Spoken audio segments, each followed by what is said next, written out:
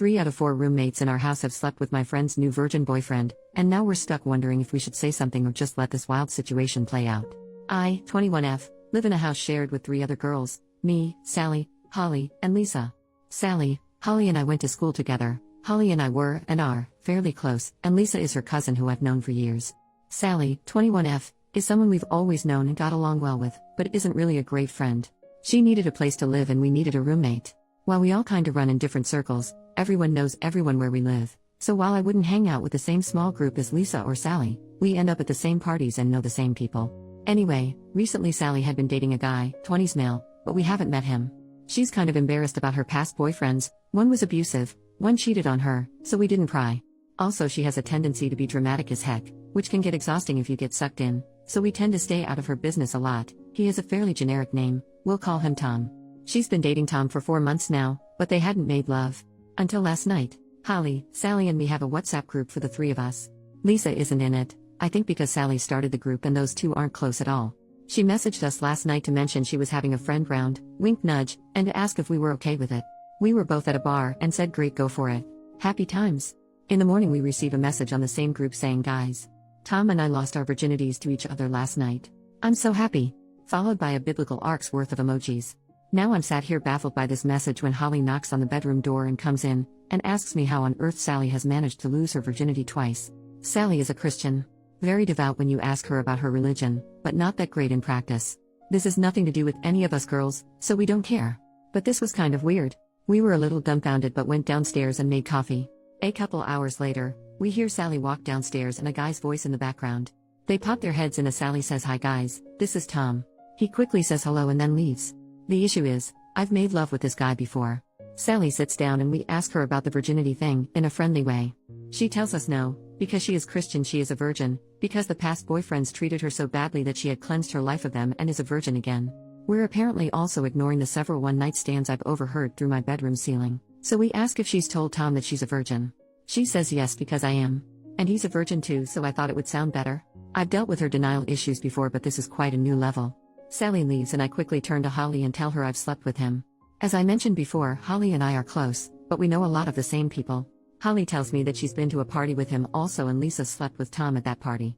So what do I do? At first I felt bad for the guy for being lied to about Sally's virginity, but now he's doing the same thing? And the fact that 75% of our house has slept with him is a little icky. Do we tell her? Do we tell him? Do we leave them to it? Do we get Tom to sleep with Holly so she doesn't feel left out? Update, 5 days later. Hi everyone. I think anyone that read the original post guessed it wouldn't be long before I had an update, but even I didn't think it'd be this quick. Anyway, buckle up. So since Sally lost her virginity, I'm rolling my eyes just typing it, Tom has stayed round basically every night. This is fine with all of us, even if a bit awkward. There's sort of an unspoken rule in our house that boyfriends are allowed round whenever without anyone needing to clear it first. If we see each other in the day, it's courtesy to mention, oh by the way, boyfriend is coming round later today, but no one has an issue if it's not brought up prior to the visit. They're not sleeping in any communal areas, and we have enough bathrooms that shower time is never an issue. So Tom has been in the house most evenings but we've barely seen him. They're still in the weird love-making stage of their relationship where they only leave the bedroom for snacks and Powerade and to wash their sheets, I hope, so it's not like anyone's avoiding anyone. So 2 days ago Tom must have been at work, because Sally was alone in the house eating lunch. Holly and I were on our way out, about to go shopping, when Sally asked if she could tag along. We said sure, we were just going to get shampoo and toiletries, but she said that was fine because she only needed to get one specific thing. When we got to the mall, Holly went to get an eye test, she'd been due one a while, and I was planning on just browsing for some work clothes. But Sally grabbed my arm and said you have to help me. While giggling, and dragged me into a store. Guys. She made me go to a lingerie shop and find a sexy nun costume with her. I felt like a deer in headlights when you're paralyzed with fear, except instead of fear it's just inappropriateness and discomfort. I just stood there nodding and fighting the urges to laugh hysterically and cry simultaneously at looking for an escape route when she weighed the pros and cons of different Catholic-themed naughty outfits. I got home, popped a straw in a bottle of wine and told Holly about my traumatizing experience. She howled. Moving on to today. About 30 minutes ago actually. Sally had a really early start at work, stock check or something, and had to leave before Tom woke up. While I was eating breakfast he walked into the kitchen and looked pretty shocked to see me. We said hi awkwardly, made niceties about the weather and asked each other about school and work. I assumed that would be it, but he addressed the elephant in the room. Tom, hey, I don't want this to be awkward about us hooking up in the past. I haven't told Sally. I don't know if you were planning on telling her. Me, I wasn't planning on it. No. That's your business. Tom, okay, great. It's just I'm worried she'll freak out, but I don't want to lie to her. Okay, this next bit kind of slipped out because I'm not really a morning person, and I've had to listen to the faint sounds of creepy religious honeymoon banging for 4 days now. Me, well, maybe telling her you're a virgin wasn't the best idea then. Tom laughs and then says, huh, what? Well, he never told her he was a virgin. I don't know if she made it up in her head or she really believes it or she knows everything, but Tom assured me he had never told her he was a virgin. It was all okay, he assumed I'd heard Sally wrong. Then he said something along the lines of Sally being a virgin and maybe she was ashamed, and I tried so hard not to make any kind of facial expression but, again, mornings are not my happy place, and it must have shown. Tom asked me if Sally really was a virgin and I just mumbled, you should talk to her about it and, I don't actually know, because in my defense I've never seen her be penetrated, but it's a pretty bullcrap defense, so sorry Tom, my bad, I panicked. He said goodbye to me and walked off, furiously texting.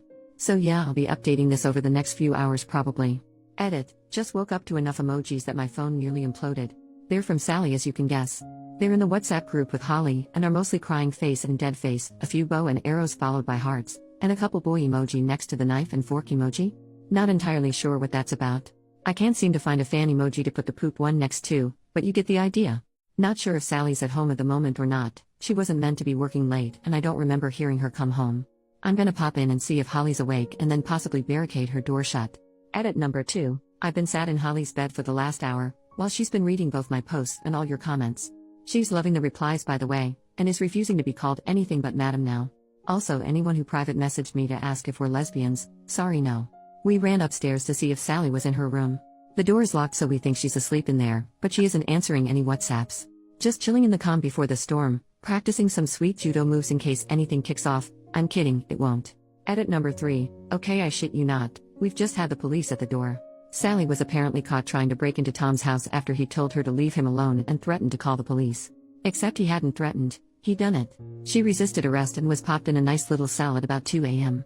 She looks exhausted, bless her, but I guess a day's stalking will do that to you. She looks really sad and I feel so bad for her. Holly's running her a bath now and I'm going to make some tea. I don't know what happened between them but it looks like it fell on the not so chill side of the scale. Edit number 4, okay guys, here we go. Update time. Sally's asleep in bed and a lot has gone on in the last hour or so. Safety belts on, hands and feet in the cart at all times. Holly is here with me, she might pitch in every now and then. In fairness, Dance Moms is on at the moment, and she's done with this shit for today, so she might not be super involved. So the police dropped Sally off at home. They asked to have a quick chat with me about what happened, probably a good idea, because Sally's version was ever so slightly different, sigh, while Holly took Sally upstairs to get changed and whatever else she needed to do. The officer, who was super fine, not gonna lie, maybe he can do the rounds after Tom has left, told me that Tom called the police at 1 a.m., because Sally was harassing him over the phone and throwing rocks at his window. By the time they got there Tom had rang 3 more times, and Sally was climbing up a fence and shimmying over onto the kitchen roof, some freaking Batman crap right there. They tried to talk her down, where she was screaming and crying, they thought she might be on some sort of drugs, but I told them it's just her personality and a bit of caffeine usually. I laughed, he didn't. I'm glad you guys think I'm funny. Anyway she tried to struggle when they restrained her and went to kick one of the officers, and at that point they were done being sympathetic, and popped her in the police car and into a cell. She's absolutely tiny so they didn't have to use force or anything, she's fine I promise. They asked us to contact her parents, because she refused to give them any contact details for her family, she would only tell them her address that she lives at with us. And guess who's off work this week so gets to play babysitter? Fan-freaking-tastic. Once they left, we got her in the bath and Holly and I sat on the bathroom floor talking to her about what happened. She was just crying into the bath and looked so sad and vulnerable, and I felt really awful for mocking her on this sub and stuff. Then she started explaining. We asked what happened. Sally said Tom texted her while she was at work saying we need to talk after work and she immediately panicked, because it's Sally. She blew up his phone. She didn't tell me this, she said she left him 3 missed calls, but she showed me her phone and the call log showed nearly 40. She then said he was such a jerk because he didn't message her to tell her he was okay, while she was worried thinking he could be dead. How Sally? How could he be dead if he texted you? My sympathy was now waning a little, but I was trying to be supportive. Once Sally finished work, she managed to get through to Tom on the phone. He told her that he had to confess and he wasn't a virgin, and didn't want to corrupt her innocence so he had to let her go. At this point Holly took in a really deep breath, stood up and muttered something about needing more coffee, and walked out.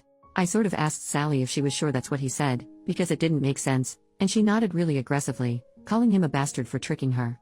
I was trying to be gentle, rather than just calling her out on her bull crap, because she hadn't slept and she was an emotional mess, so I asked why she didn't just tell Tom that she wasn't a real virgin. That was a mistake. She started crying and yelling about being a virgin again, Thanks for that phrase, whoever coined it in the first post, and how her virginity is her decision. Holly walked in with coffees and teas and Sally calmed down. She gave Sally her tea and gave me a coffee.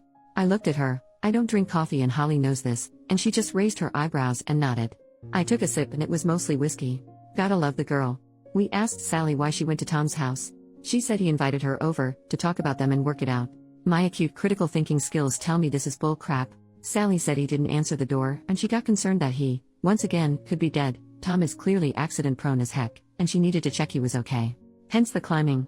Because even though he's an asshole and she hates him, she still cares about him, and needed to know he was alright. She finished work sometime between 4 and 6 p.m., that's her usual shifts, and was arrested at 2 a.m. so I have no idea what she did during those hours. Probably built a lair with a map with lots of strings attached to photos with thumbtacks and newspaper cuttings stuck on the wall. It doesn't seem like we'll be getting a very clear picture of what actually happened from Sally, but you can piece a lot of bits together and figure she just went all girl interrupted on him. Oh, and at least 2 times in the conversation she mentioned she was worried she could be pregnant. Again, I'm bargaining on this being hysterical lack of sleep bull crap. So Sally is asleep now, and Holly and I are day drinking. Everything has gone swimmingly. Lisa is away for the next couple days and is blissfully ignorant to everything that's gone on. 2 out of 10. Would not do again. Final update, probably. So Sally slept for about 24 hours, I'm not even kidding. She went to sleep, woke up briefly to raid the fridge, and then went back to sleep. She has a blurry recollection of what happened, and doesn't really remember the bath or telling me what happened. I joked that at least she didn't remember me molesting her, which she laughed at, so she's getting back to herself a bit. This morning I sat her down and asked what was going on. She told me that school has been getting really on top of her, especially with work too and going to all her church meetings and volunteering. I kind of wanted to say, well, screw church. But I feel like that's a thing you don't say. And she got some Adderall, I'm assumed Adderall. She just said they were study pills, from a couple guys at school to keep her awake to finish essays. But as it always is with delicious Adderall, people tend to take it a little too far. Not to get all after school special and preachy, but guys, if school is so hard you need to take drugs, maybe we should put ourselves first and become strips. Anyway, Sally's little pick-me-ups became a regular thing, and none of us noticed because we all get a little caffeine dependent during the school year, and she had a pretty screechy voice to begin with. She apologized for going loco and I apologized for being a crappy roommate and not noticing she was crazy. We did a ceremonious flushing of the pills down our least used toilet. PSA, that stuff doesn't flush super easily. It was humiliating. I had to claw like 3 of them out of the bowl because they must have gotten fused to the ceramic and I couldn't let Sally do it in case she went all train spotting and shoved them up her butt. It really ruined the moment, and now it's probably going to be our never used toilet because I managed to drop the bag in, and I think it messed up the system because it's blocked. We have a meeting next week with someone at school, I guess a counselor? I didn't speak directly with her on the phone, who's going to talk about healthy ways of dealing with stress. It was just going to be Sally going, but she was nervous so I said I'd go too, and it can't really hurt to know how to calm myself down in a way that isn't alcohol. I asked Sally if she was going to talk her parents about this, but she said no, because as I mentioned in some comments, they're very religious and their suggestion would be pray more. I have their number though, I'll use it if I need to. I asked Sally if she was pregnant and her eyes widened and she looked baffled. She actually said no? Are you? So we can equate that to mild psychosis and crazy beachness, we've all been there. She also asked me if she thinks Tom would ever speak to her again and I just hugged her and started laughing so she hit me and went really red. Sorry honey, if he comes back after that, you don't want him. So for now, we are back to normal. I think. Sally is still a little crazy, but in the constantly hormonal kind of way. Holly and I haven't had a drink yet today, and Lisa is still fucking oblivious to all of this. She probably won't care. She genuinely doesn't like drama.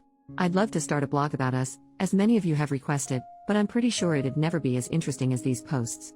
Relevant comments. Commenter number 1, so is Tom super hot? Are you guys in a smallish town? Trying to figure out the odds of 3 women in the same house sleeping with the same guy and not knowing. OP, he is very good looking, but it's also a small town. Basically everyone our age around here goes to the same bars and parties, so you're bound to know someone who knows someone. Commenter number 2, OP, I think this may be my favorite relationships post ever. It might not actually be appropriate to ask Tom for his side, but damn I'd like to know how it went down according to him. The poor man needs a bottle of booze for having to deal with her, so do you and Madam Holly. I doubt she will listen if you tell her, but Sally should seek therapy, outside her church. Part of me really hopes there's another update. But, for the sake of all involved, I also hope there's no more drama. OP, trust me I'd love to know too, because I feel like it would be vastly different from Sally's story. But we'll probably never know, unless I bump into Tom at a bar in the future. I'll be sure to update if I do. Once Sally is calm in a couple days I'll have a talk with her about all this, because let's face it, it was a bit much.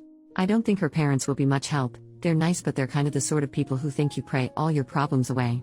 Commenter number 3, Virginity is so self-evidently a social construct when you believe you can regain your imaginary virginity in order to imaginarily lose it again. None of this makes any sense to me. OP, it doesn't make sense to anyone.